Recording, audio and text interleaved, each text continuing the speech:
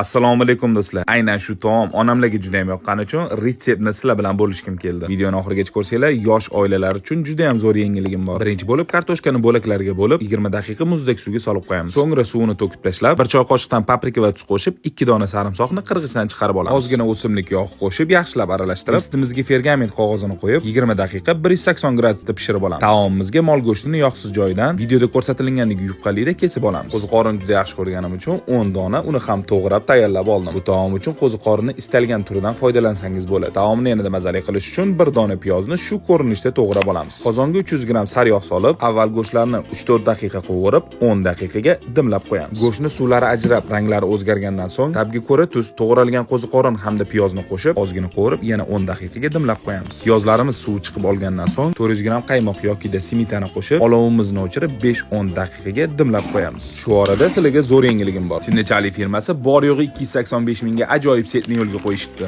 Bu setimizga 6 ta kosa, 6 ta piyola, 2 ta lagan, 6 ta kichkina, 6 ta katta tarelka, 4 ta salatnitsa, 2 ta avalnitsa va 1 ta choynak kiradi. Do'stlar, taomimiz tayyor. Bu taomni o'zingiz ta'bingizga qarab bezatib, dasturxonga taqdim qilib, yaqinlaringlarni doim xursand qilib yuringlar. Videoni yo'qotib qo'ymaslik uchun saqlab qo'yishni unutmanglar. Kommentariyada fikringizni kutib qolaman. E'tiboringiz uchun rahmat. Ko'rgan vaqtingizga rozi bo'linglar.